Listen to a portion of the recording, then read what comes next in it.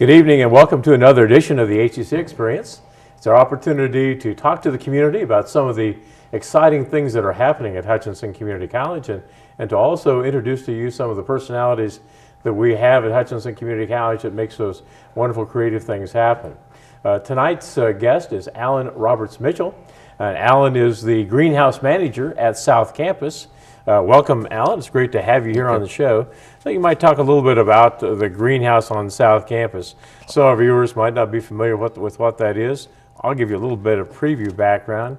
The greenhouse itself was donated to the college by Pioneer Seed.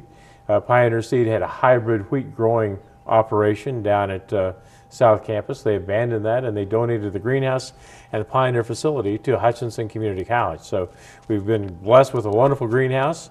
Teach our horticulture classes there. Kind of tell me about the activities that you got going in there now, Alan. Well, right now we have all 4 greenhouses going. We're doing a plant sale for Block and Bridle, which we've tapped out at about 15,800 plants. We're also doing a community project for the First Christian Church, which will be about 800 plants for a preschool that they have. We're doing a Kaufman Seeds research project, which we're distinguishing which soybeans can take the most salt for the farmers that have a higher salt content in their water. So that's really a universal project. We've got genetic companies from all over the world that have sent in seeds for that project. So it's a really interesting project for the students to see all the protocols that are involved. And what a great experience for our students to have that kind of research. It is. It's a marvelous project. Yeah, we of course, you have your annual plant sale now. Correct. That is a fundraiser for Block and Bridle within the Ag Department. We've got some nice looking plants in front of us. We have something that looks like leaf lettuce and maybe another kind of lettuce over here. Tell us about, are these early spring plants that we've got here in front of us? Well, this spring they are. Typically? No, you'd want it to be a little warmer before you put them out. This would be more of a edible kitchen herb planter. We've got a dozen plants in here, from basils to marjorams and thyme and dill and lettuce. So it'd be something that people could keep close to the kitchen and pick fresh herbs to make sauces. And we've got a variety of these. So you're not talking about planting these outside. This would be a planter itself, and you bring that planter in and just have it available. That's correct. So is that 12 months then? How do you keep? Yes. So you can keep that thriving 12 months a year. Those fluorescent are all perennials. lights, correct. Fluorescent lights will keep them going underneath the kitchen cabinet. Keep them obviously shorter and smaller than they would be if we had planted them outside, but they can easily be taken out of the planter and put in the ground. That's a great concept. I hadn't even thought about that concept. I know we have kind of a herb garden at home, and the herb garden at home is outside, but this would be so neat to have that inside. You can do it, and you can do a variety of herbs as well. You could go, South American, Mexican, the cilantros. You can go Italian. So you've got a few choices there where you can be very versatile. You have to have a lot of sun for that? Full sun, part shade if they're outside. They're Mediterranean herbs, so more heat tolerant, less watering is involved. They would probably prefer it drier than wetter. So the planter we have here in front, this is some kind of lettuce as well? Yes, that's a red leaf lettuce. Okay, and then you have, let's look at this. So our viewers can see it. It's kind of a little. That's a thyme, an English thyme. Okay, and so what would you do with an English thyme? Now lettuce, obviously, if you want to make your French salad, got it right there. You could put it in sauces. You could put it on meat. What does it add, Alan? Well, it would add this one has a little lemon, a citrusy scent to it, so it would add a little bit of citrus flavor. Okay. Then this plant is. That's a sage, which you could use that on fish, or you could chop it up and eat it fresh on salads. And then you have this kind of large. That is a Thai basil, very aromatic, one of the most aromatic of the basils. And then you have, it looks like dill over there. 2 different kinds of dill and some garlic chives, and then another small basil, and then we've got another marjoram. What's a marjoram? It would be close to an oregano. Okay. Just a slightly different scent, smaller leaves. Great. So if one's a gardener, you can go get a nice planter, bring it inside, and have your indoor herb garden. Correct. Great idea. Yeah. Very good idea. So just looking at our plants, I know we have some back here as well. Those are not real plants, are they? Yes, they are. Are they? Yeah, Are they? They are real plants, yeah. Another planter that we make up at South Campus, where we just take a variety of plants. So in this one you have some zinnias and begonia? Yes, a mocha begonia, zinnias, and some white violas, which are the very cool weather plants. So they would love it right now in this temperature. Cousin of the pansies. So. Okay, then what about the one right behind? That's petunias. That's something new, yes. Roberta wanted to try some fusible petunias for the plant sale in hanging baskets. So What are fusible petunias? it's two different kinds of petunia plants in a pelleted capsule, and they'll bloom and continue to bloom all summer is the write-up on it. So it's going to be interesting to see if we have those bloom right through September here in Kansas. Now, of course, we've had a very early spring here in Kansas and a much warmer spring than typical. What kind of, everybody's anxious to get the planting done. Everybody wants to go out and put those plants out there. I know I've seen some impatience around at some of the garden stores. Is it too early to plant impatiens? Well, this year, people have got everything out now. They've had, I think stuff's been going out for 2 or 3 weeks.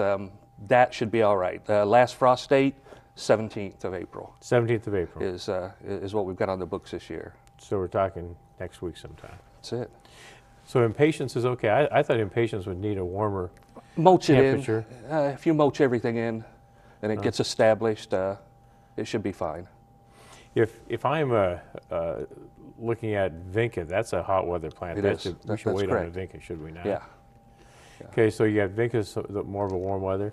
One of the things that I kind of like to put out are cannas, kind of those old traditional canna bulbs. Yeah. And it's probably too early for them. Normally it would be.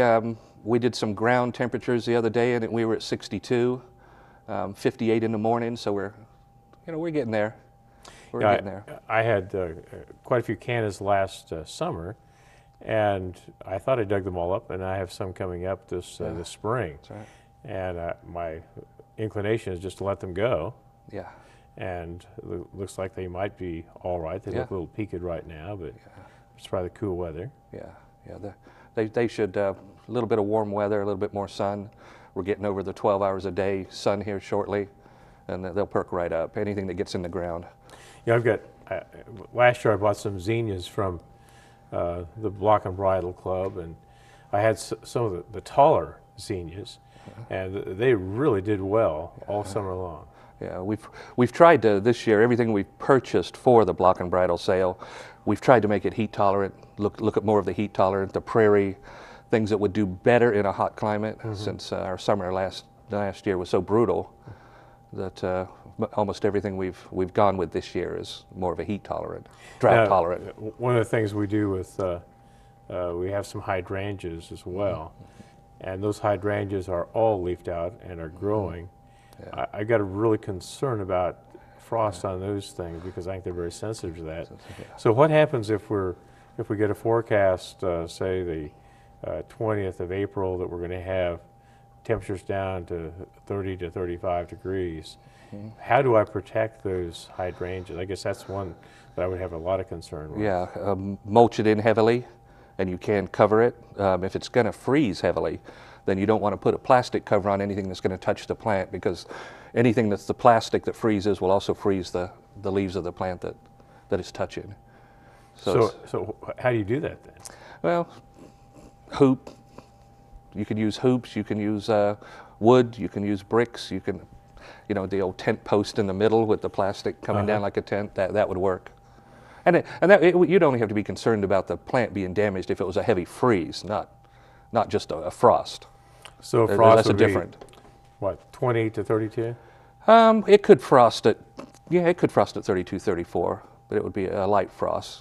And yeah, a freeze is a little different than just a heavy frost. Most of your stuff that you've got in, anybody that's put anything out now, if it's covered, mulched in well, and it's been in for a few weeks, it's going to already start to be established and having a good root structure that's to the ground. The mulch, I'm kind of curious about mulching. If I've got these hydrangeas I want to protect, do I use like lawn clippings and put lawn clippings around them before a freeze, something of that nature? Yeah, if it's all dried out, sure. And you could do 3 or 4. Oh, you don't want to put wet clippings down as mulch, because the cold is going to make that mulch frosty and cold, and that wouldn't, you'd be kind of defeating the purpose. You'd want it to start off with it dry, you know, a few inches, and then they should do fine. You know, one of the, I think, things that we've done some work with as well is marigolds. And marigolds, you know, come back so strong. Is that something that you're going to have down in South Campus, or do you see marigold as being more of a noxious weed? Nope. We use marigolds as companion planting to keep away some of the insects that we don't want in the greenhouse, and we grow the marigolds all year round out at the greenhouse. Okay. Now, because of the spring and the temperatures, the marigolds actually flowered about a month ago in the greenhouse. We were a month early for the plant sale, so we deheaded all the flower heads. And once it was decided the date to start the plant sale, we started a flowering formula, nutrient, and put the lights on 24/7. And it took us about not quite 3 weeks to get them to flower again. Is that right? Yeah. So you'll be selling some marigolds Next week. next week. One of the, just looking at everybody's gardens, and everybody's certainly different, and we've got some perennial grasses that seem to be way ahead of the game as well. Yeah. Are they vulnerable to the cold, depending on what the grass is? Depending on how long they've been out and if they're established or not, they could be. We've got 3 different perennial grasses that are in the block and bridle sale. That'll be all 2 foot or under, shades of red, green, some yellows, and those are all 3 of those are perennials. And yeah, they'll do fine once they get established. The worst case scenario is you put your plants out and it frosts that night. That's going to be the worst case. Other than that, you get your plants out, 2 weeks from now we have a frost, you should be all right. So they get established, they'll survive. Yeah, it's that first day or two when you put them out. Now hardening them off is going to be crucial too. You'll want to harden everything off. A couple hours in a shop or a garage a day. On the weekends when you have more time, pull them out, have them in the subdued sunlight, shade, as it comes across your patio or your porch, have them in the shaded part and just give them 2 or 3 hours. You don't want to sit them out in that direct sun. And 3-5 days, maybe a week at the most, depending on how long you keep them out, they'll be hardened off. One of the things that we have in this part of the country, certainly significant issues with, maybe depending on where you live, is certainly deer. Deer have come in and kind of ravaged our pansies in the past and have clipped off geraniums. Certainly we've got tulips also. They're very interested in tulips. How do you keep deer from getting into your garden? And a few years ago we did a little vegetable garden, and the rabbits came in and cleaned it up. Yeah, there's some of the fencing that they found now that is working, not whole fencing, but strands. Most of the devices and the scents and the smells, they don't really do it. A 6 foot high fence, a deer will go right over. So it's a very difficult thing, deer, to keep those out of. So some of these products like Deer Off and all, yeah, does that work, or? Well, most of the studies show that it doesn't have a very high percentage, any of them really, of keeping the deer away. It's, some of the, like I said, some of the invisible type fencing where they're using strands now where the deer can see one strand and doesn't realize that there's not a whole fence there. That seems to be working a little better. Certainly that's an issue for a lot of us. Deers are big animals, and they can do a lot of damage in a hurry. Oh yeah, yeah. Especially they'll eat everything you don't want them to. That's true. That's true. They go right for the flowers. Yep, that's right. Alan, one of the plants that is really popular in Kansas and maybe every place is the geranium. And the old wives' tale used to be that you didn't plant geraniums until the week after Mother's Day. That's right, yeah. Is that still a good guideline for gardeners to use? Probably so. Probably so. That'll hold up. This spring you can't really base data and stats on this spring at all. We've found that everything that we planted in the greenhouse is totally off the charts on when it should flower, when it should germinate. This spring is not one that we would use as a yardstick for like next year's plant sale. We won't use the data from this one on when to plant everything. When do you start your planting? Is that in the greenhouse down in South Campus? Well, for the block and bridle sale, we started in January. putting in seeds. So it's the block and bridle plant sale is about a 5.5 month effort. Longer if we wanted to do some Old English cottage gardens next year, like the delphiniums and the hollyhocks. Little longer. So we'd probably be up to 6 months then, a 6-month project. Excuse me.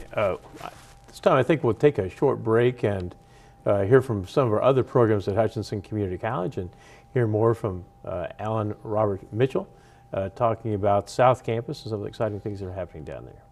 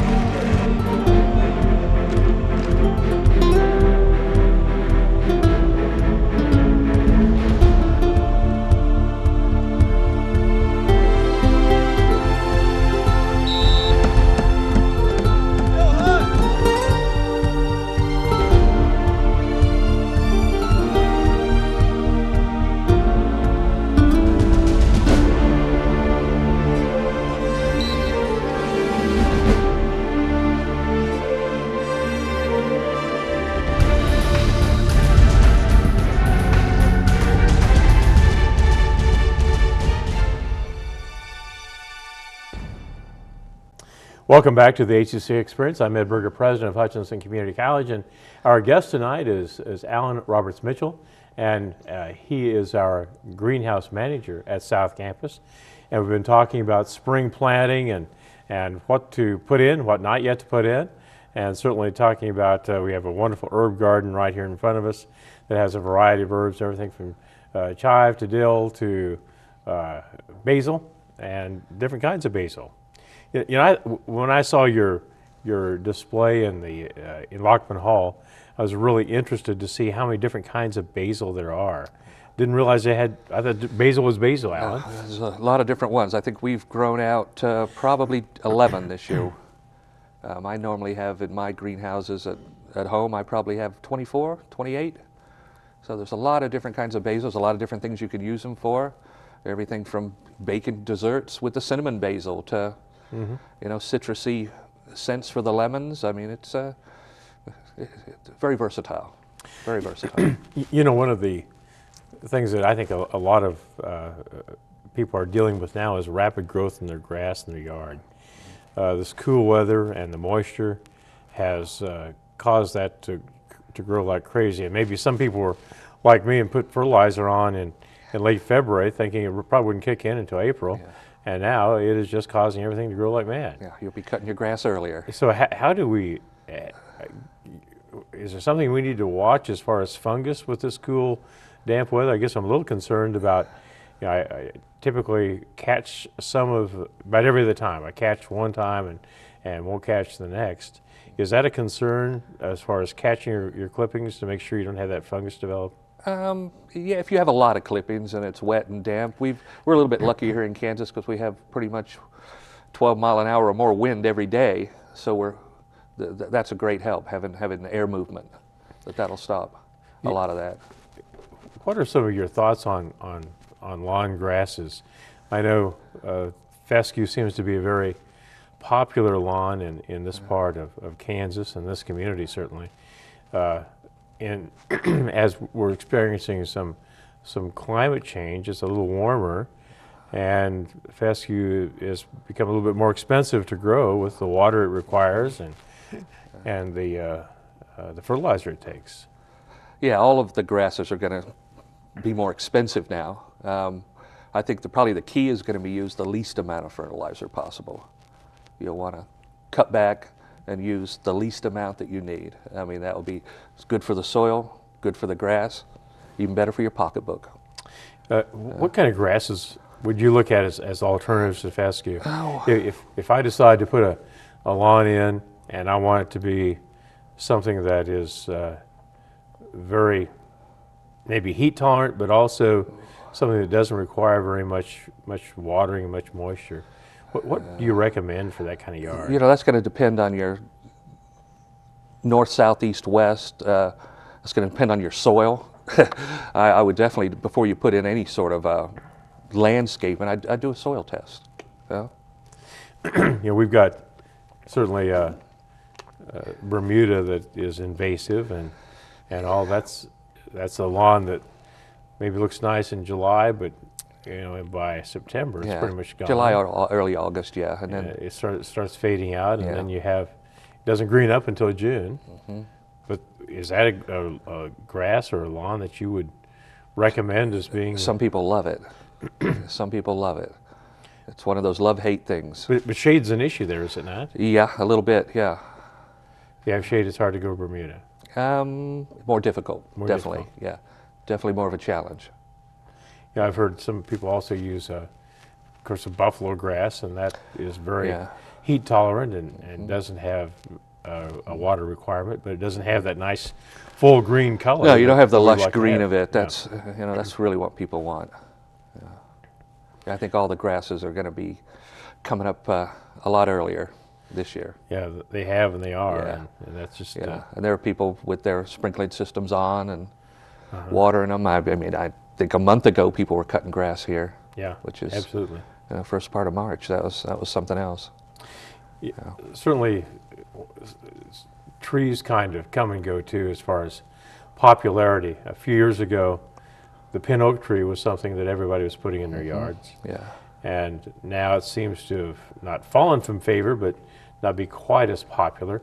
The pin oak trees seem to have an issue with iron and keeping those leaves green.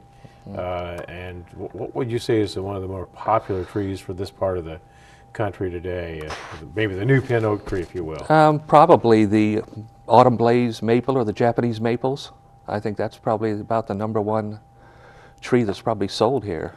When you grows fast. At the autumn blaze maple, is that a fast-growing tree? Oh yeah, fairly fast. Fairly fast.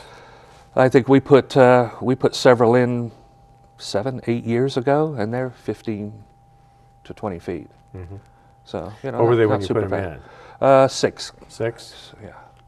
I put 3 blaze maples trees in a year ago last October, and they really kind of struggled last summer. I couldn't. I had leaf drops, at least 2 leaf drops during the summer on those trees. Yeah, they would have got extremely stressed last summer. But now it looks like the leaves are coming back. So can I assume that they survived that that very tough time and are rooting down and becoming established? Sure, they would have been stressed, and then we had such a mild winter, and now early spring. Yeah, they should really pick up here and get going pretty quick. Do you fertilize those? I do. Do you? Some people don't believe in it. I do. So how do you do that? I use a tree fertilizer, granular. I mix it in with the potting mix, put it around the tree, dig up a little bit around the edge, and then just water it in. So you do it at the surface. You don't put it below the surface. Well, yeah, it goes below about 3 inches, and then it's just. I think the one that I use, it says 6 to 7 months it'll last, but that's at 70-degree temperature, so it's going to degrade very quickly. As soon as it gets warm, you might get 2 to 3 months. So if you did it now, you might have to do it again in the fall.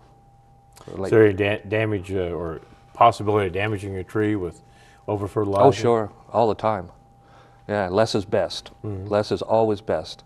You know, use the least amount possible, watch your plants, and you'll be able to tell whether your tree or your plant's happy or sad. It's pretty evident. You know, the leaves, there's just so many little clues that, you know, once you see it once, you'll be able to pick up on it with all your plants in your garden. You know, vegetable gardens are also something really So if you look at early plants now, you're probably looking at your lettuces, you're looking at maybe radishes, potatoes, I suppose, have been Potatoes planted. would have been in St. Patrick's Day. St. Patrick's Day. Is the day. So you have, those are early. Onions, certainly your onion bulbs, getting your onion bulbs in. What about kind of, let's look at a timetable, maybe May 1. What's safe to put in the ground May 1? Well, you could put all of your cabbages, your cauliflowers, your broccolis, any of your spinaches, your collards. Any Those of those could go in now. That's correct, yeah. They could go in between now and, well, probably middle of May, because you'd want to give a nice time frame before it got hot so you could harvest. I'm seeing a lot of tomato plants in our greenhouse. Yeah. Very beautiful tomato plants, and people are buying them. I assume they're putting them out. Is that high risk? Hardening off. I've had people put them out probably a month ago now that they say that they're still doing fine. So I think it would depend on the location, if they got any protection. Again, mulch it in, give it some nutrients, give it a nice blast of nutrients and kickstart it, and yeah, they'll all get their groove on and just start going like crazy now. Now, some of those plants are 2 feet tall. Will you have to cut those back when you put them in? Depends on the variety. I think we grew out 12 different varieties this year for the plant sale. Some of them will tap out at 2 feet, others 4, others 6, others you'll have to keep cutting back. We have several ones that would do a container like that. So, and different size fruit, everything from cherry right up to, the beefsteaks, one slice for a sandwich. Yeah. So, Later plants would be maybe your eggplant. Is eggplant, that kind of yeah, correct. May? Sure. After the 1st of May, your peppers would want it to be. You could put your peppers out in May, but they really like it when it starts to heat up. Yeah, I've kind of jumped the gun on some of those things in the past, and those peppers end up turning yellow and end up looking, kind of really anemic and never come back. Yeah, sometimes that's the case. They really like it to be a good size, and they like it to be hot. I've run into the same thing with Vinca. Vinca seems to like the heat, and planted those in too early a spring, and they just never did thrive. That's right. They just never did get past that cool weather start that they had. Now, you could try all you want, and it's pretty much, they're not going to be what they should have been. Yeah. We've gone through that quite a few years, and you can nurse them back, but they'll never be the full deal of what they should be. I notice you've got your Master Gardener shirt on from Reno County.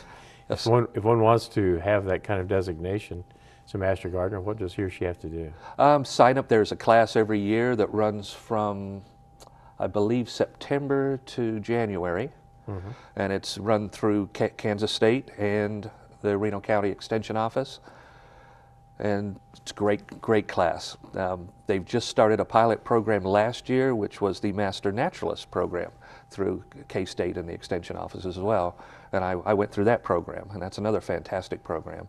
Anybody that wants to learn anything about gardening, the Master Gardening program would be fantastic. Ecology, naturalist, all the other aspects, the Master Naturalist program is top notch.